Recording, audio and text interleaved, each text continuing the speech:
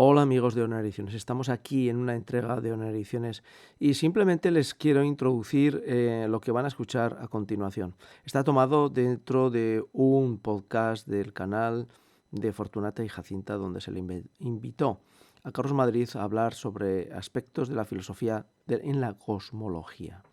Pero al final de la charla, eh, la que rige y dirige Fortunata y Jacinta le hizo una pregunta sobre el tema del cambio climático. Y él realizó en 10 minutos un resumen breve de una conferencia que les colocaremos al final de casi 3 horas. Les recomiendo que escuchen este breve de 10 minutos como aperitivo, pero les ruego encarecidamente a que escuchen la conferencia de 3 horas sobre el cambio climático y sobre sus metodologías, porque les abrirá los ojos, evidentemente, si ustedes quieren que se les abra. Es una conferencia donde Carlos Madrid lo que intenta es aclarar cómo el uso de distintas disciplinas científicas aplicadas a lo que se quiere determinar como cambio climático tiene sus dificultades, tiene sus complejidades y que probablemente cuando se quiere llegar a la conclusión antes de elaborar la tesis, pues se cometen probablemente muchos errores. Y esos errores, fundamentalmente, Carlos Madrid los establece como errores metodológicos y de categorización de las ciencias que se utilizan. Cada ciencia tiene sus límites, tiene sus grandezas, pero tiene sus límites. Y esos límites son precisamente los que son importantes de establecer para entender cómo los resultados de cada una de las ciencias en un área determinada puede llevarnos a veces a conclusiones que no son de todo correctas. Les dejo con este pequeño corte y les colocaré al final de este vídeo lo que es la conferencia completa de Carlos Madrid. Otra vez gracias a Fortunata y Jacinta, a su directora, por el trabajo tan importante y tan magnífico que les recomiendo en todo momento. Y ya saben, pueden buscar Carlos Madrid en YouTube, filósofo, aunque es matemático de estadística, y seguro que empiezan a entender muchísimas cosas que hasta ahora pues parecía que no tenían explicación. Gracias y hasta el siguiente. Chao.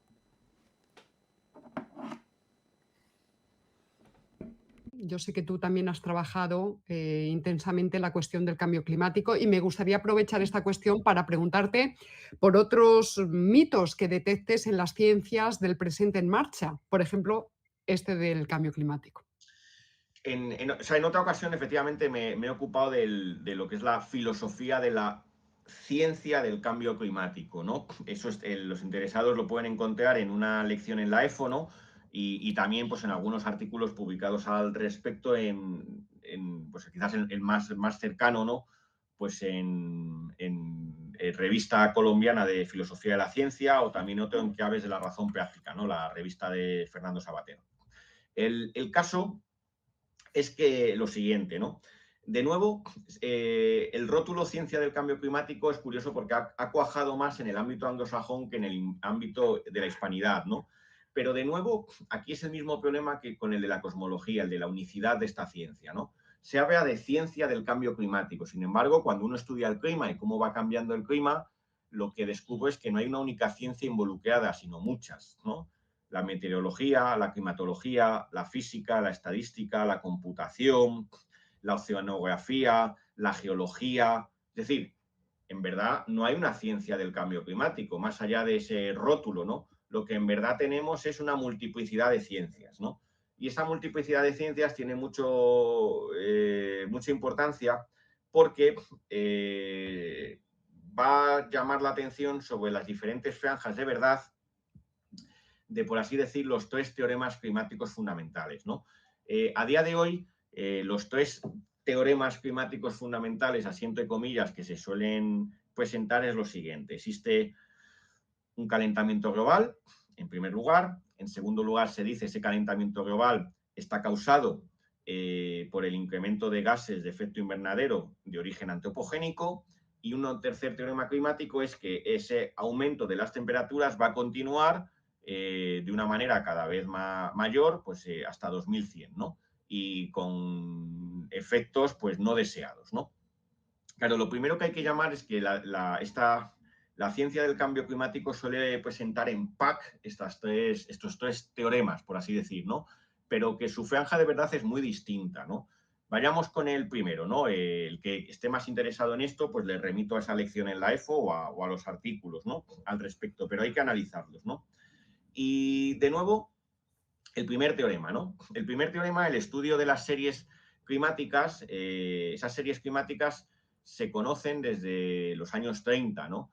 Pero resulta complicado remontarse en el pasado. Ahí ya hay que usar datos indirectos, ¿no? Lo que se llaman datos proxy, ¿no?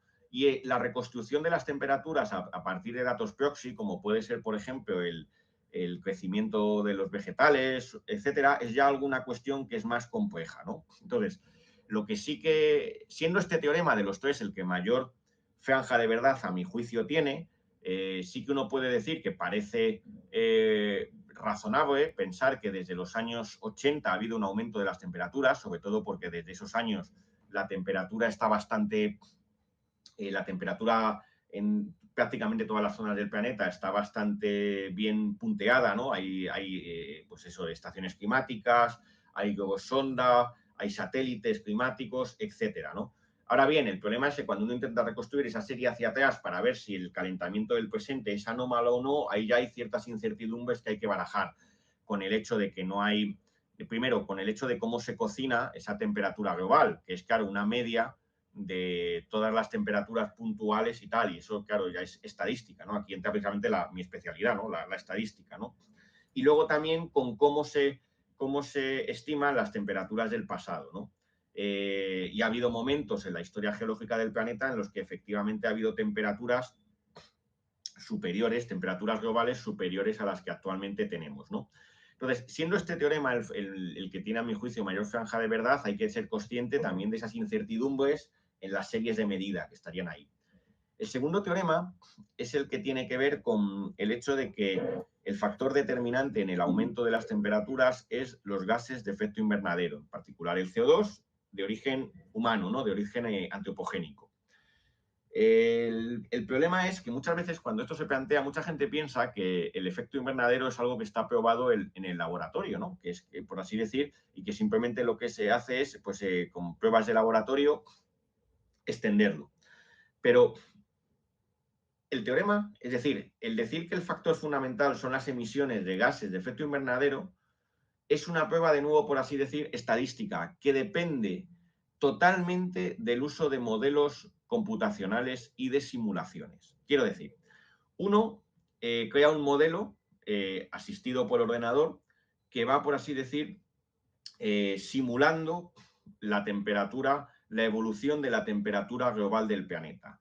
Y entonces lo que observa es que si uno, y esta es la prueba fundamental del teorema, es que si uno solamente mete factores no antrópicos, es decir, radiación solar, qué sé yo, erupciones volcánicas, etcétera, las gráficas no son capaces, que se producen, no reproducen el aumento de las temperaturas en los últimos 40 años. Sin embargo, si uno mete ahí los factores antrópicos, ponderados obviamente de determinada manera, entonces sí, se reproducen. Pero fíjense esto ya, el teorema es un teorema que depende del uso de modelos computacionales y simulaciones. Unos modelos computacionales o simulaciones que también son los que están a la base de las predicciones que se hacen al futuro. Predicciones que además dependen, y esto es muy interesante, de escenarios económicos, es decir, de cómo vaya evolucionando la economía mundial, ¿no? Y aquí lo curioso del caso es que, y es lo que me permito llamar la atención, es que fíjense de nuevo cómo la ciencia del cambio climático se parece de nuevo a la cosmología, ¿no? Que necesita continuamente funcionando con modelos teóricos y con simulaciones con ordenador, ¿no? En ese sentido, la ciencia del cambio climático se parece más a la cosmología que, por ejemplo, qué sé yo, a la química o a la física del estado sólido. Y esto es un detalle que hay que tener en cuenta, ¿no?